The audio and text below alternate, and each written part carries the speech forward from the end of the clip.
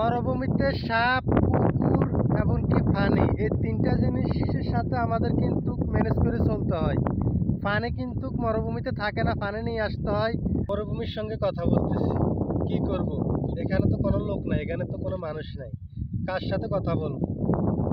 এই যে আমার পিছনে দেখতে পারতেছেন, এটা সব মরুভূমি। এখন আমাকে মরুভূমি চিনে।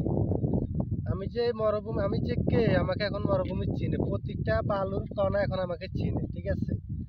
আমি যখন একা মরুভূমিতে সময় কাটাই, আমি তো সবসময় একাই থাকি মরুভূমিতে, তখন আমি কি করি? আশপাশে তো আসলে কাউকে পাই না যে কথা বলবো।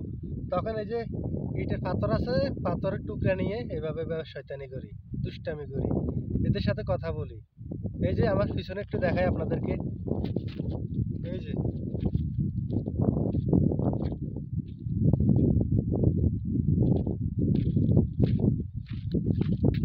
এই পুরোটাই হচ্ছে মরুভূমি। এটার আসলে কোনো কুল কিনার নাই। এখন আমি কই যাব? এদিকে যাব, এদিকে যাব, ডানে যাব, বামে যাব, কোথায় যাব? সব মরুভূমি। আমাকে অনেকে বলে মরুভূমি তো অনেক সুন্দর, মরুভূমিতে কি সমস্যা? আরে ভাই, মরুভূমিতে যে একবার আসছে তার সারা জীবন মনে থাকবে। যে একবার মরুভূমিতে থেকে গেছে সে ঘুমো স্বপ্ন মরুভূমি দেখবে। আমি আজকে সকালে ডিউটিতে বের হয়েছি, তো প্রতিদিনে তো এরকম বের হই। তো আসলে দেখেন, যখন ডিউটিতে বের হই, যখন অহর মরুভূমিতে চলে আসছি, এখানে তো মানুষ নাই, জন নাই। এখন আমার এই হাতে লাঠিটা কেন রাখছি জানেন? এটা আমি কিন্তু আসলে ছাগল চড়ানোর জন্য প্রকৃত রাখি নাই, এটা রাখছি কুকুর দৌড়ানোর জন্য। মরুভূমিতে এরকম এরকম ভয়ানক কুকুর রয়েছে, যেগুলা মানুষ দেখলে মানুষের গায়ের উপরে ঝাঁপিয়ে পড়ে। আর আপনারা বুঝতে পারছেন যে মরুভূমিতে কুকুর যখন মানুষের গায়ের উপরে ঝাঁপিয়ে পড়ে, তখন কিন্তু ওই মানুষটাকে বাঁচানোর মতো আল্লাহ ছাড়া আর কেউ নাই। কেননা এখানে তো মানুষে নাই, কে কাকে বাঁচাবে? ঠিক আছে? তো যারা আসলে সুন্দর সুন্দর বলেন, আসলে এমনি মোবাইলে সব কিছু সুন্দর দেখা যায়, কিন্তু আসলে যে লোকটা প্রকৃতির সাথে বাস্তবের সাথে যুদ্ধ করে চলে, সে একমাত্র জানে। তো এই মরুভূমিতে শুধু তাই নয়, মরুভূমিতে এমন এমন জিনিস রয়েছে যেগুলো আসলে মানে না দেখলে বিশ্বাস করার মতো না। এমন কি আসলে এগুলোর সাথে যে কিভাবে আমরা চলতেছি, একমাত্র আল্লাহ পাক জানে। তো কুকুরের কথা আমি কেন বলতেছি ভাই? বলে কুকুর কি আপনাকে ধরছিল এরকম? হ্যাঁ, কুকুর আমার সামনে এরকম অনেকদিন আসছিল, তবে আমার এই লাঠিটার কারণে কুকুর আমার কাছে আসতে পারে না। এমনকি আমি যার কাজ করি, সেও আমাকে বলতেছে যে কি সবসময় লাঠি নিয়ে মরুভূমিতে যাবা। মরুভূমিতে যদি লাঠি নিয়ে না যায়, তাহলে এখানে আমার নিরাপত্তা কে দিবে? এখানে তো মানুষ নাই, আমাকে যে কিছু আক্রমণ করবে, আল্লাহ না করুক, আমাকে কিছু আক্রমণ করতে আসলে যে কেউ বাঁচাবে, এখানে কেউ আছে? আশপাশে কাউকে আপনারা দেখতে পারতেছেন? এই যে সবে তো মরুভূমি, তখন নিজের সেফটির জন্য এটা রাখা লাগে।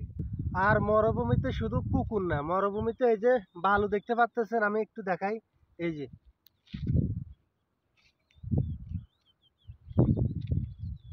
এই মরুভূমির এই বালুতে সাপ লুকিয়ে থাকে। এমনকি এগুলা কি সাপ, যারা কিনা মরুভূমির সাপের সম্বন্ধে জানেন, শুধুমাত্র তারাই জানে। মরুভূমিতে শিং আছে না, এই যে শিং, সাপের মাথায় শিং থাকে।